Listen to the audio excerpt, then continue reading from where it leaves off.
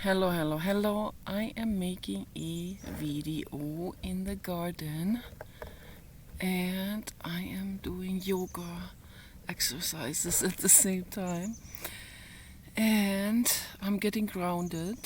And it was a beautiful day today. I got a lot of work done preparing for our move. And it feels really good to clean out your entire house, clean everything out, every corner, every niche, every cranny, every granny, every granny closet, okay? Get it all cleared out and sorted out into Tupper containers. And you can sort out everything that you want to keep, and you can put the stuff you don't want to keep into different boxes. You can try to sell it. If you can't sell it, you can bring it to the Humane Society thrift store. That's what we're planning on doing to help Jennifer, because she's an angel soul. They deserve a lot of donations of stuff. So the mosquitoes are about to come out now. The sun is going to settle pretty soon, but I still wanted to make a garden video because I think this is very holistic and very healing to make a garden video for everyone, so that people get to see the garden and enjoy the garden a little bit, so have some garden enjoyment from this video.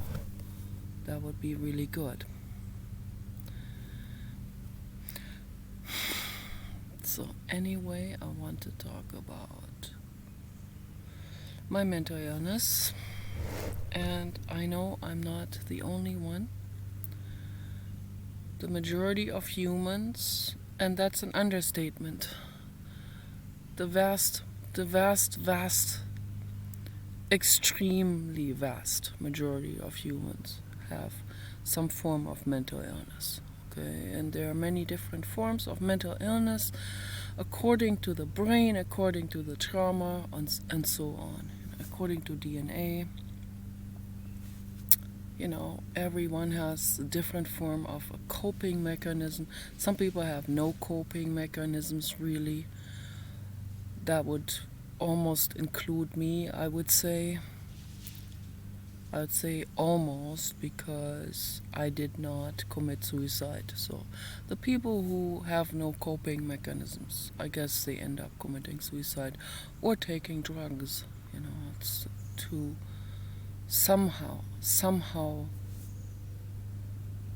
make it possible for their nervous system to deal with their daily horror of trauma that comes into the brain. I was diagnosed with borderline personality disorder and depression, of course. From what I observe, I'm definitely bipolar. I have manic phases and I have depressed phases. So the psychiatrists that I have visited, they haven't even made an effort, most of them, to diagnose me properly. So they just were like, okay, so you have depression, alright, let me prescribe this here for you. They didn't even take the time to talk or make a proper assessment of the situation. But Annalise, my child therapist, we went back to her when I was 13. I had just gone into puberty then, and I was in a real horrific mental state. And she warned my parents. She said, when Nikki goes into puberty, the childhood trauma and all of that stuff is gonna come back up. And it did, you know. So I had some like a calm before the storm phase after I ended the therapy with Annalise. I think I was about 8 years old, and then sort of like from 8 to 13, there was sort of like some kind of mental illness dormant phase. But I mean, it wasn't like I was always calm. I had nervous breakdowns, of course, but not as existential as when I went into puberty. So what happens then is the surge of estrogen and all of this. This is like, it's unbelievable, the surge of estrogen and gestagen, progesterone. Unbelievable what that does to the brain, I tell you. It's incredible. And each time I was pregnant, I had incredible anger outbursts and stuff like this. I think it was the first time I was pregnant when I got a guy in a bar by his neck collar and I shook him.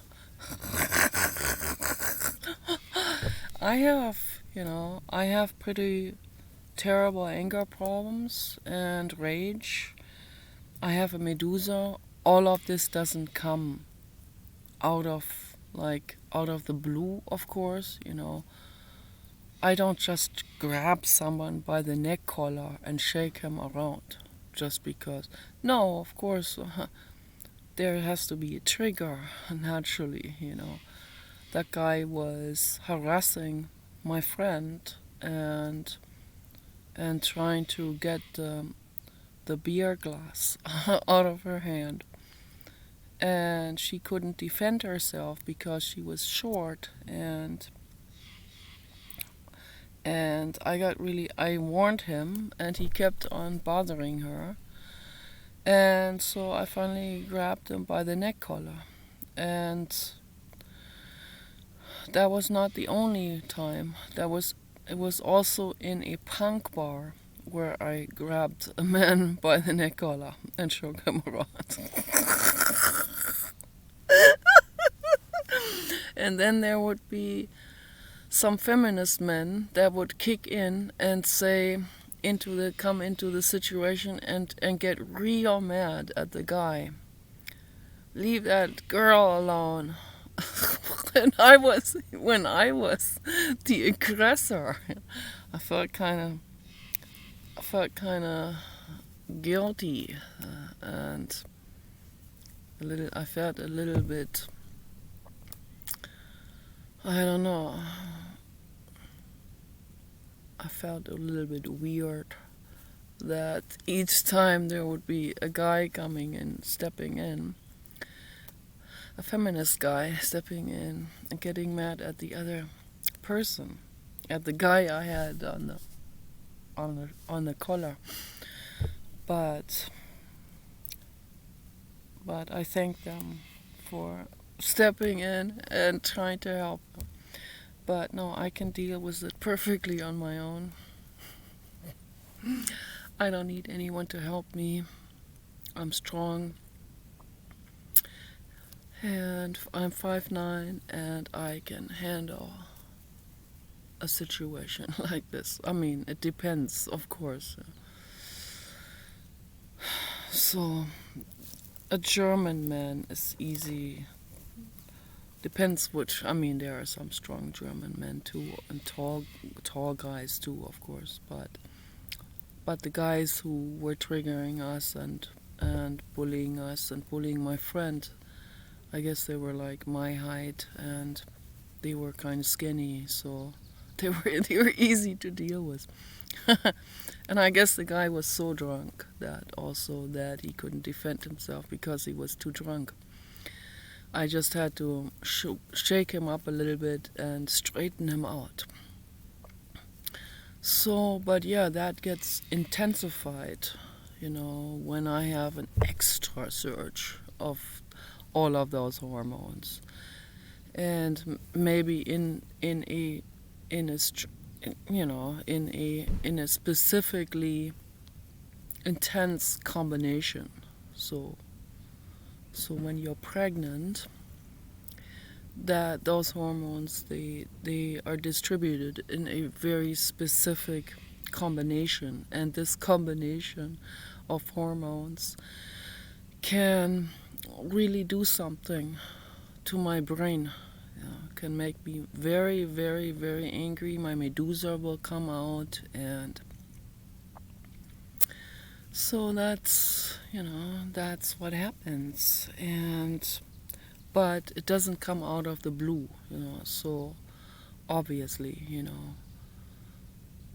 it is according to a situation where I'm being attacked or my best friend is attacked, something like that, in some way. Mosquitoes are coming out.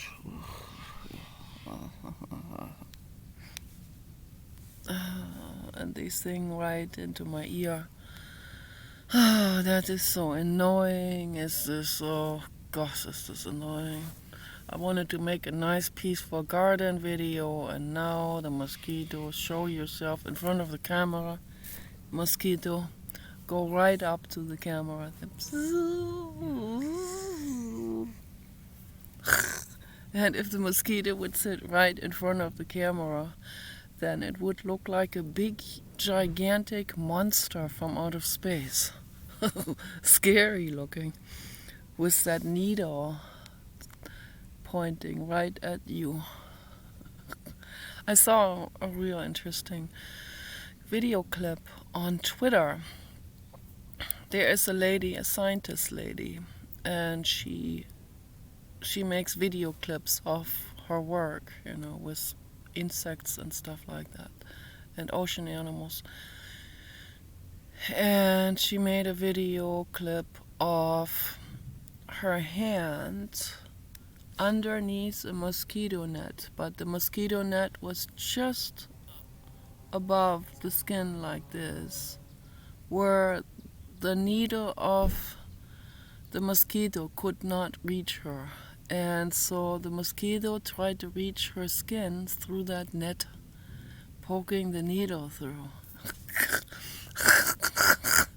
And it tried and tried and tried, but the skin was a little bit out of reach. And so it's kind of cruel, actually, to do that. But here in the garden, I'm not out of reach, so obviously they are coming at me like drones, needle drones. Oh, it's insane. So yeah, but maybe I'll go in the house, I don't know, because this is annoying, and it feels really good to get grounded. And I also put my feet into the wheelbarrow leg bath today, and when I get up, that's the first thing I do. I'm looking forward to doing this. That motivates me to get up. Oh, the wheelbarrow full of nice warm water, heated up by the sun. And I go outside with the baby dog in shorts, and I put my legs into the wheelbarrow full of water, and I put some daisies in. And now the daisies have infused the water with daisy fluid, and it feels really good and healing. Yes, I see you. Yes, yes, yes. Yes, yes, yes, yes, yes. I hope it comes over to the camera. That would be really cool. That would be make a real nice video. A monster video. Come, go over there to the camera and scare the haters.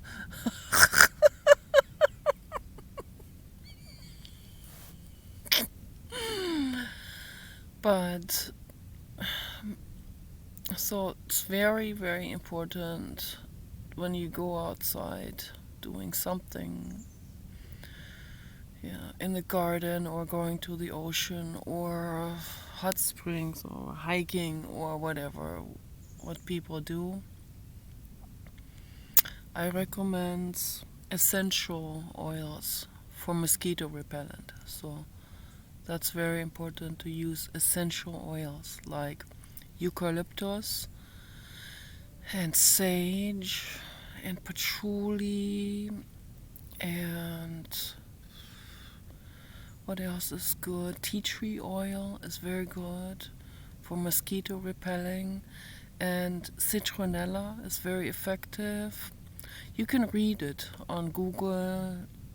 Put in essential oils for mosquito repellent mix, and then they will list all of these amazing essential oils, these amazing plants.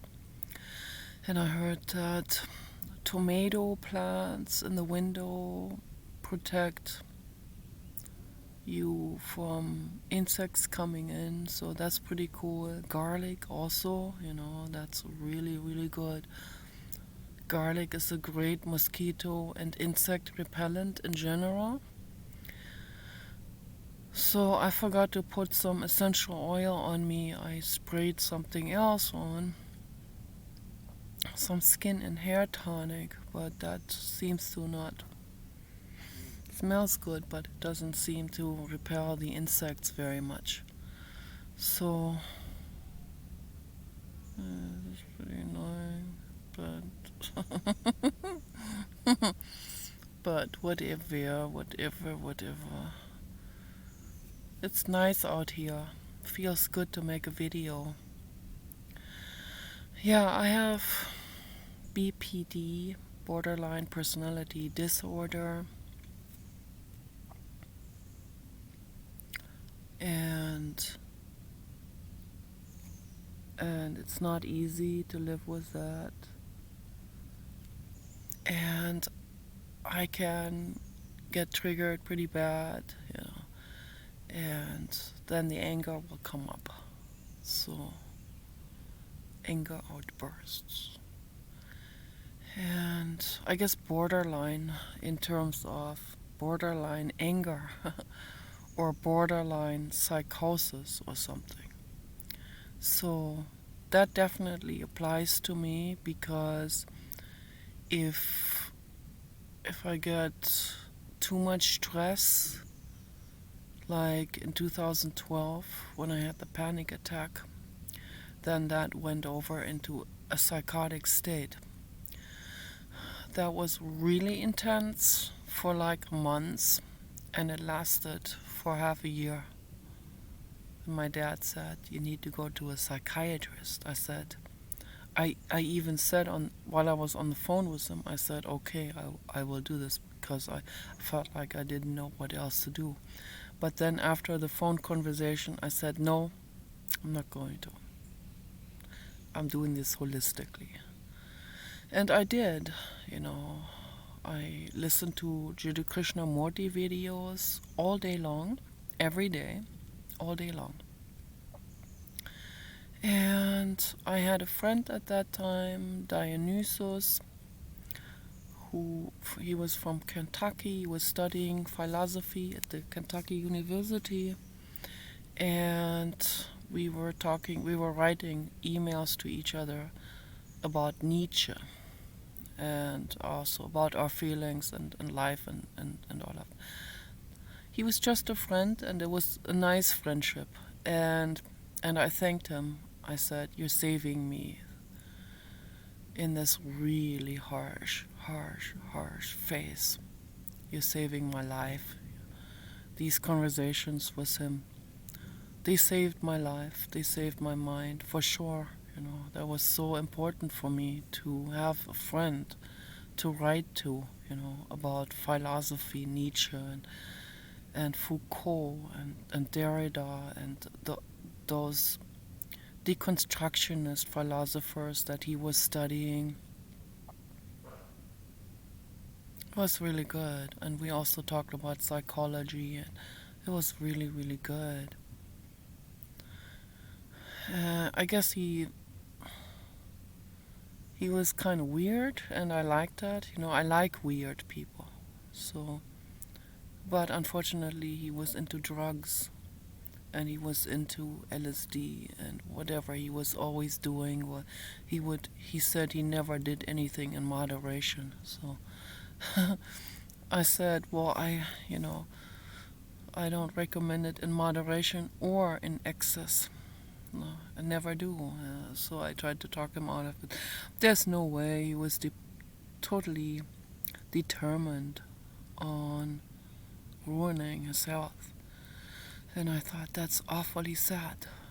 So, and there's nothing I can really do to help, except for writing back and sending my love and friendship to him, So it's his life, and if he wants to destroy his health, then that's what he does.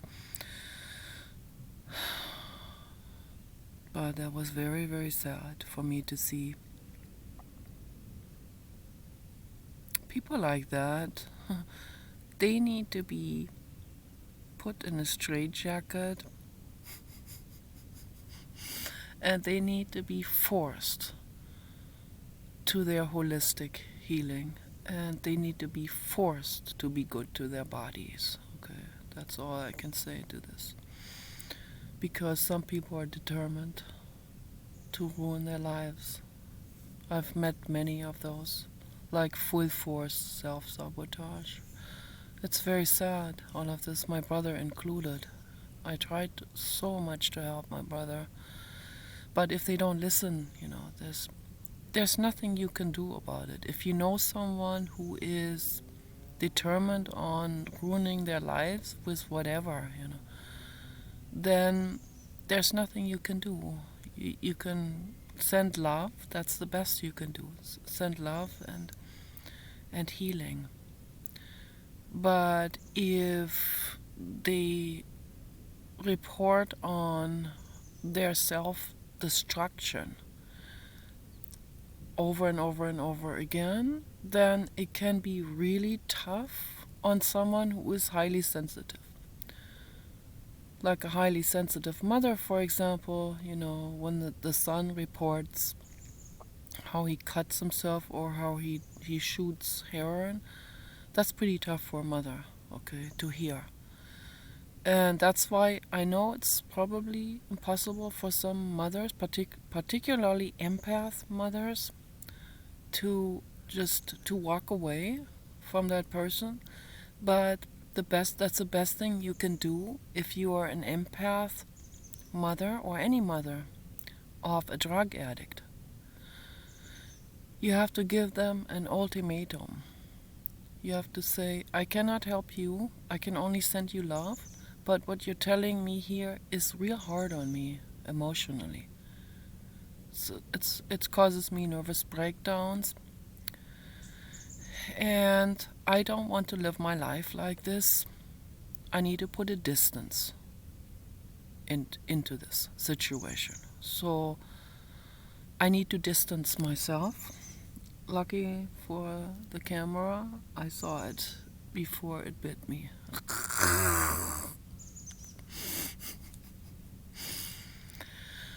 So you have to, they call it tough love, you have to, in some situations, give an ultimatum, and you have to say, you either straighten out your life right now, I'm here for you to help you through this, or I have to walk away. As hard as that sounds, okay, you might have to do it. And I kind of did that in a way with my brother. I distanced myself emotionally to a certain degree, and I still feel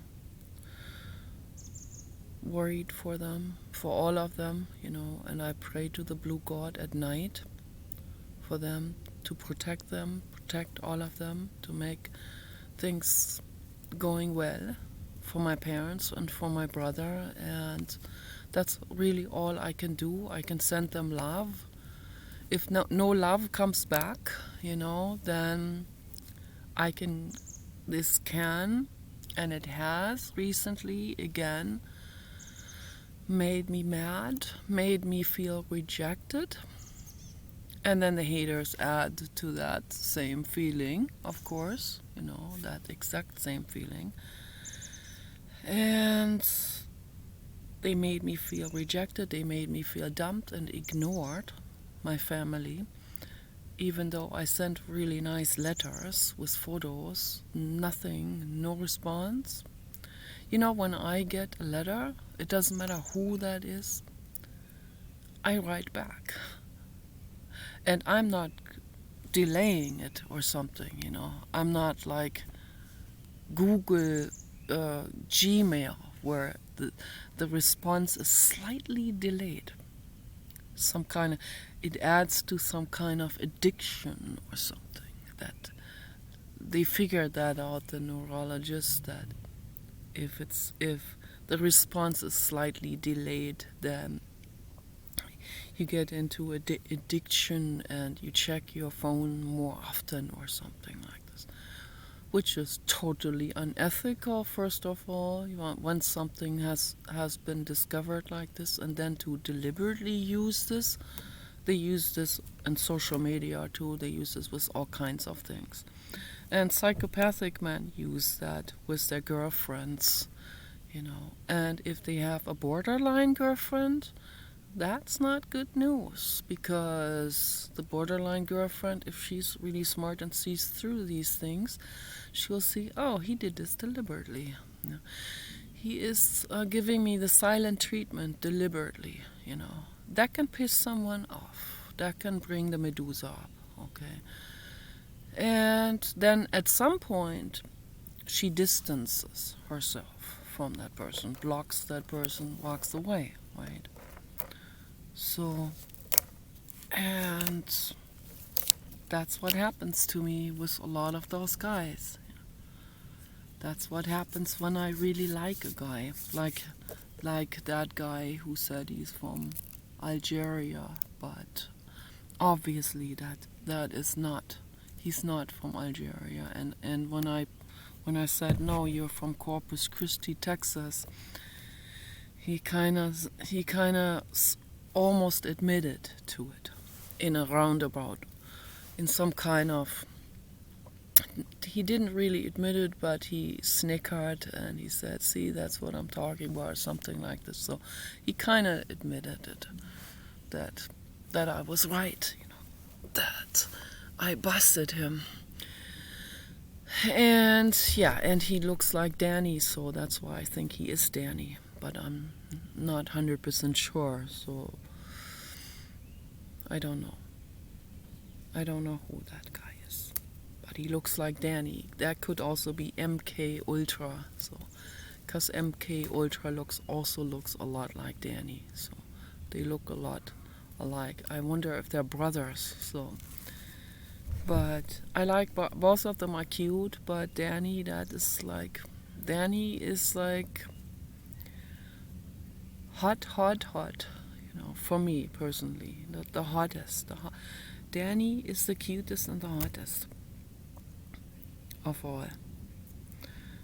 He really is, His face, his body, his gentle way of talking and all of this. But then again, I don't know if he's actually a peaceful person. If you met him, so he may not be peaceful. He might be very controlling. He might be very volatile. So I don't know. and I'm a little bit afraid, and I'm also afraid that he might have a pimp business or something like that. So I'm afraid of mafia, criminals, pimps, human trafficking stuff, drug mafia. I'm afraid of all of this. I want nothing to do with any of these things. So, but beyond that, the ground rules that I've already mentioned yesterday, he's a cute guy and he's hot and he is my number one choice. So, but, that I can only dream about someone like that. Yes, baby duck, you're my everything. Because I'm way too afraid to meet with someone like this. Unless they really make an effort to make me feel safe. I have to feel totally safe, like really totally safe. But the thing is, even with Philip Jones, talking to him off and on Facebook for over 2 years, at some point, even though he never wanted to do video chat, but that was also a defining moment for me. And if he's still running away from the video chat. Oh God! Oh God!